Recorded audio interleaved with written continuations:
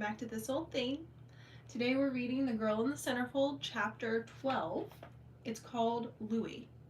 And I'm so excited because, and also sad, because there's only chapter 12, 13, and 14 left of this book, and it's been so fun reading it with you guys and so interesting.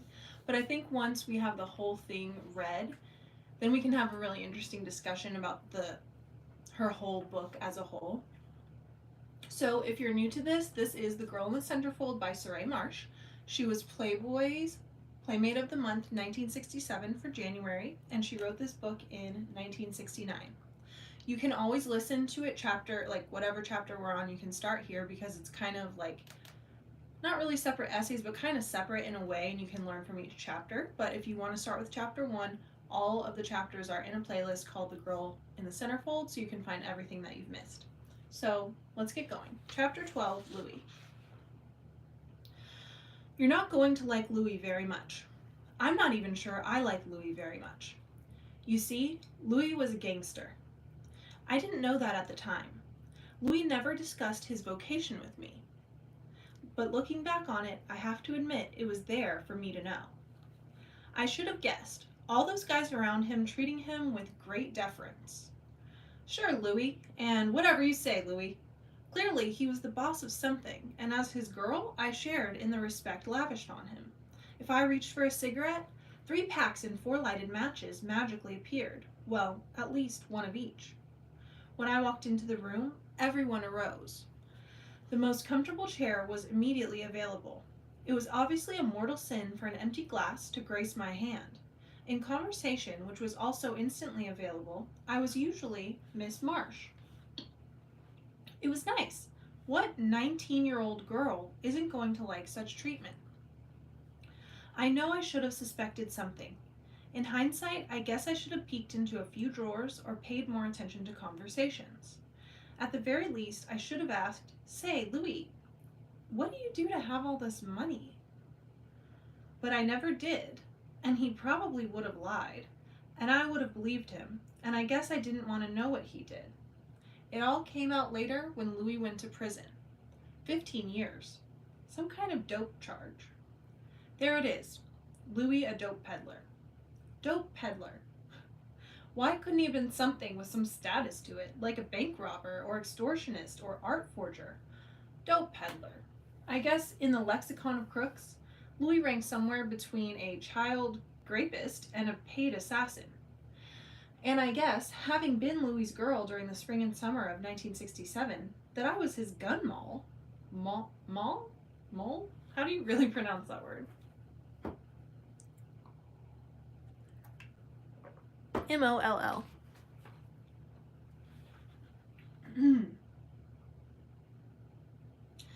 I lost my spot. Here we are. I was his gun mall. Gangster's mall. Such a weird word. Sorry. It's like a vintage word. Okay. If I was, I didn't know it. I sure didn't feel like the gun malls of the movies. I never even saw a gun. I'm sure I'd have been petrified if I had. In hindsight, I want to say something else about Louie and me. I guess we deserved each other. We were both a couple of people who lived beyond the pale of respectability. Where did I rank? Somewhere between a prostitute and a stripper. A playmate and a dope peddler. Now there's a combination. But the unvarnished fact is that I owe Louie so much. Louie, if you ever read this and recognize yourself, thanks, friend. Biff introduced me to Louie. Louie had an apartment in Greenwich Village, a very nice apartment, and he threw a lot of parties. In fact, Louie seemed to be involved in one endless party. At least there was always a lot of people there, smart people, nice people, doctors and lawyers, and people who didn't say what they did. They talked nice and were nice and treated me nice. There wasn't a playboy among them, and they weren't phonies. They were real people. I don't know how Biff knew Louie, but he did. Biff and I were there a couple of times. It was about the time our string was down to a couple of frayed strands, and I liked Louie and found him attractive. He was tall enough, dark, obviously of Italian ancestry, and he was older. 38. He seemed very mature. So she's 19 at this point. One second, guys. Let me get my water. Okay.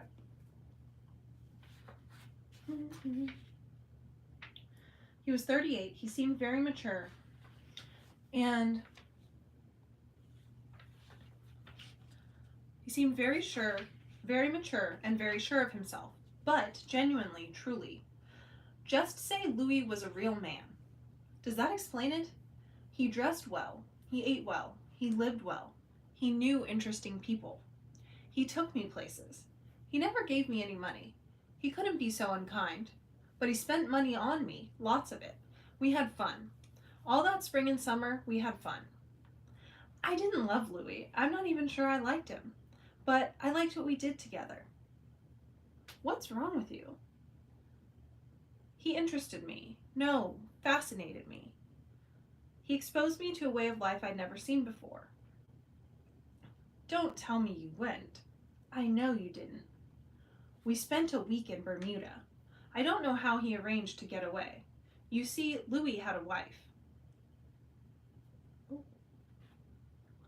I always did figure it was a very strange marriage. Ugh. Hang on. Okay, I had to crack my back. She was either terribly trusting or terribly trusting.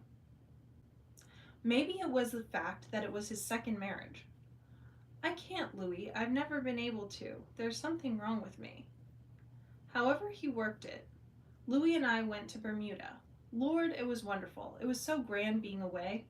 A strange place, an island in the sun, cut off from the world.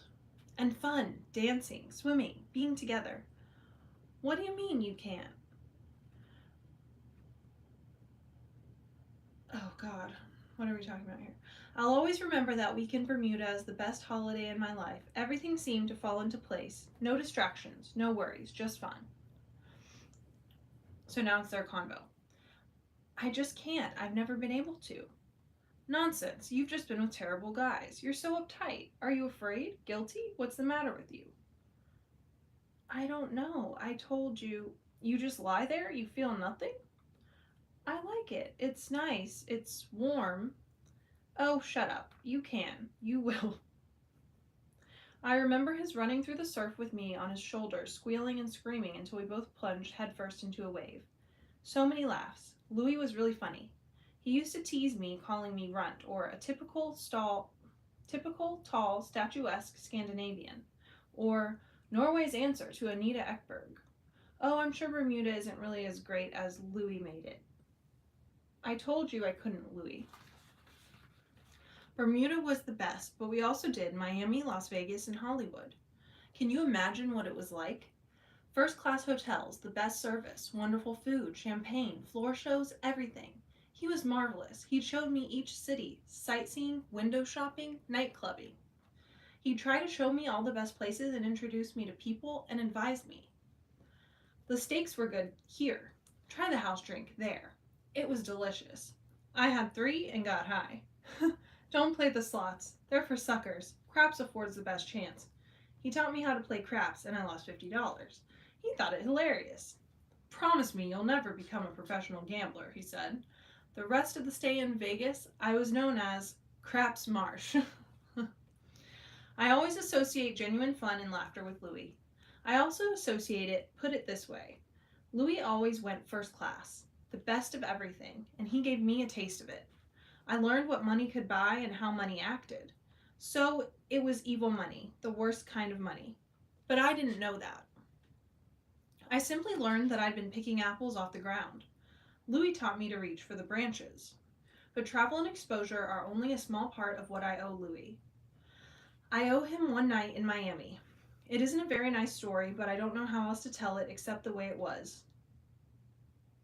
Oh, also I forgot to put a trigger warning at the beginning, which I always do, and I always forget. Also, the whole book is triggering, so here, that's that. It isn't a very nice story, and I don't know how to tell it except the way it was. Louis and I had gone to bed. He did all the things men do everywhere. Believe me, that's absolutely right. He was terribly passionate, and, as always, I enjoyed the sensations and knowing that he was pleased. Suddenly he stopped, his face beside mine, his body enveloping me. Why did he stop? I was about to ask when he began to quiver. His whole body shook from his head to his feet, and he rolled off me and sat on the edge of the bed. I could see that he was trembling as he reached for a cigarette. What's wrong, Louis? He didn't answer, just shook more. I couldn't figure it out. What had I done? What was the matter with him? I'd never seen him like this. Louis, what is it? Nothing. The word burst from him, a low, guttural explosion. Then I knew. He was angry, no, enraged. He was so filled with rage that his efforts to contain it made his body shake. I had never seen him angry before. At no time had he ever indicated he was capable of anger. You're mad, Louis. Why? What did I do? That may be the most important question I had ever asked in my life. He turned so his face, as gray and as hard as stone, loomed over mine. His words came from deep within him. Nothing, he said. He hurled the word like a rock or an arrow. Nothing. That's what you did. Nothing. You call that lovemaking? You call that sex? Well, it's nothing. Total, absolute nothing. What are you? A picture. He made the world a thunderbolt from the sky. A goddamn fucking picture? You think you're so gorgeous? You think all you have to do is lay on your back and spread your legs? This is not going to be good for the filters. Okay, you think...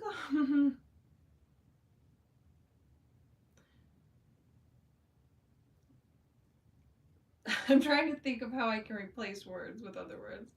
You think all a man wants is to climb on you and do stuff that is redacted here. Christ, you're lousy. Blanking you is like sticking your blank out the window and blanking the world. I hit him. I got to my knees on that bed and I hit him. Once, twice, a dozen times. I hit him so hard I bruised my hands. And he never flinched. He never moved. He just sat there on that bed in the hotel room in Miami, Florida, United States of America, and shook. I stopped finally and looked at him and began to cry. I never cried like that before. I felt like I was crumbling. It began at the top, with pieces of my face just falling away, melting into God I don't know what, and spread over my body. I collapsed onto the bed, buried my face in the pillow, and sobbed.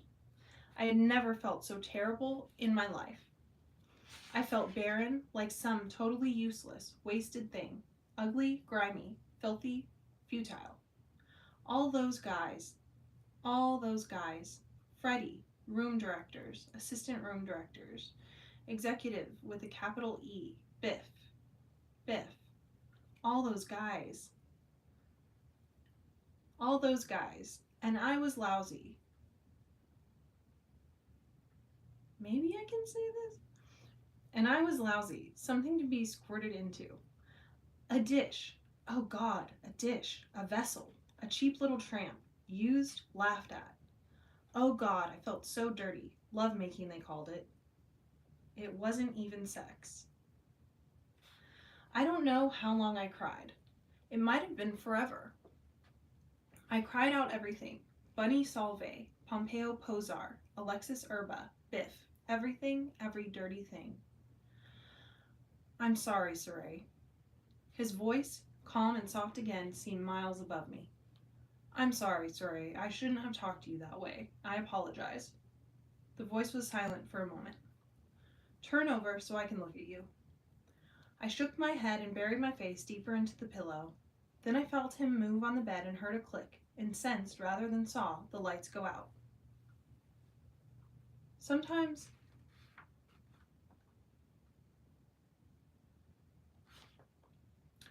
it's better with the lights out. I felt his hand on my back. Surrey, I don't know whether you can hear me or if you are listening, but I want to tell you something. It isn't your fault you don't know how to make love. You're like a girl her first time. Tense, scared. You couldn't enjoy it if your life depended on it, and what the hell fun is it if the girl doesn't enjoy it? I felt him move again. He lay down on the bedside beside me, on his back, looking up at the dark. Love making is sharing, and what makes me so mad is that the guys you've been with. I know you lived with Biff. There had to have been others. Well, what in Christ did they do? Pump and squirt? He waited for me to answer. I didn't. Didn't they care you didn't go? I said something into the pillow. I did not know this chapter was going to be so provocative, but shouldn't be surprised. What? I said it again. I can't understand you. He took my shoulder and turned me over. Now, what did you say? I said they didn't know. What? He'd heard this time. He just couldn't believe what he'd heard. They just assumed I had. Oh my God, you mean they didn't know? Jesus Christ, that's awful. There was anger in his voice again, but not at me this time, at them. What was so awful? I enjoyed it. It was nice. You just don't know. You're kidding yourself. Look, if the girl doesn't go, it's like... I already said it. Blanking the world out a window. It's kid stuff. Blanking off. Oh, shit. Don't talk that way, please. I heard him sigh. You're right, I'm sorry. Nothing was said for a long time. We were just two people in bed in two private worlds. I guess it had always been so with me. I had a far place, and the guy had his near place, and... oh, God. Let me get some water, hang on.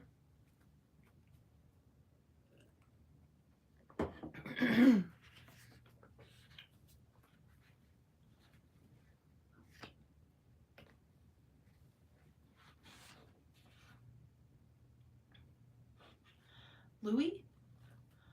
What? Louis, I feel so lonely.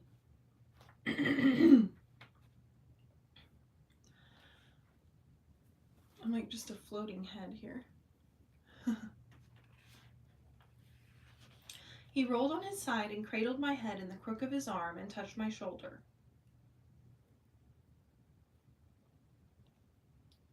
And in the dim light from the neon forest of Miami, I saw his face and his dark eyes above me.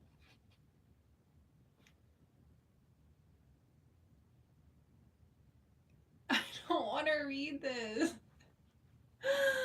Oh no, this is so uncomfortable. Okay, we'll see what we can do. I looked at him and closed my eyes and opened them again, and he was still there. Help me, I whispered. He kissed me tenderly, softly, as if I were a child waiting for some spark, some current to arc across the surfaces, and he felt it and kissed me harder and deeper.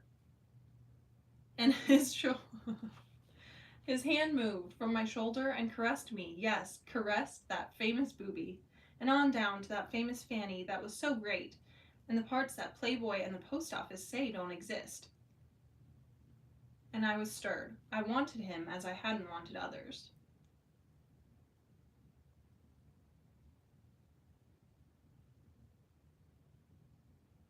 Stop, Louis. I can't. I know I can't.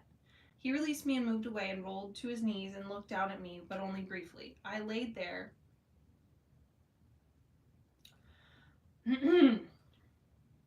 Wanting him to leave me alone. Slowly, softly, he touched me and caressed me. And caressed me and caressed me. Oh God, Louis. Louis. Oh God, Louis. And then he moved again. Oh Lord God, it was wonderful, wonderful. And it never felt like this. Never, never. He moved and I shuddered. Again he moved and again I shuddered. Oh, Louis, Louis. Sorry, I'm making this part boring because I don't want to make it the opposite of boring. I embraced him to stop the shuddering. Oh, Louis, Louis. From deep inside me, distant thunder stirred, softly rolling, rolling, then louder, closer, clapping, reverberating, nearer, nearer, and then it was gone. I can't, Louis, I can't. He never said a word. He started again. Old caresses, but new. Familiar caresses, but stirring new life. The longest time, and thunder and thunder. And when I came, the world broke. It split absolutely in half. I lay there on that bed, spent, more relaxed than I had ever been in my life, and possessed of a special understanding. I thought of all those guys, all those guys. What had Louis called me? A picture. There was the whole thing in one word. A picture. All those guys, room director, assistant room director, executive with a capital E, Marco with his big thing, Blank, the famous actor whom Al had introduced me to. All of those guys had made love to a picture. I was the thing, the image, the Playboy fantasy. Wasn't that great? I knew you'd love it. Put his thing, big, small, or indifferent, in me, and squirt. That was the glory and story of love. Surrey Marshe, girl vessel. Available Surrey, easy Surrey, willing Surrey. Playboy's finest. They saw, they conquered, they came. What a fool I'd been. The whole thing was terribly funny. Hilariously funny. Pompeo Posar. Now the blouse, please off. The aching back from the bunny costume. Alexis Urba and his hours, days, weeks of taking one picture. Hugh Hefner, pipe in hand, making his grand entrance.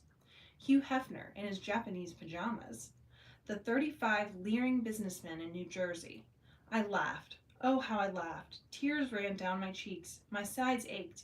And every time Louis asked me what I was laughing at, I laughed harder. What are you laughing at? Finally, I was able to answer him. Louis, I said, it's too damn bad I don't love you. Wow. Well, wonder how he took that. We're going to find out in chapter 13. Canned. What does she get canned from? I have a feeling. But we shall see. All right, I'm going to go ahead and record the next chapter as well because there's only 2 short chapters left. You can see it's not that much. But I'm going to go ahead and stop the live so that way I can break up the chapter instead of putting them all into one video. So stay tuned tonight for chapter 13. And thank you so much for listening. Go and check out my vintage store. I have some really cute Playboy shoes that are vintage from the 2000s that are available right now if you are into Playboy history and merch. And we will be back.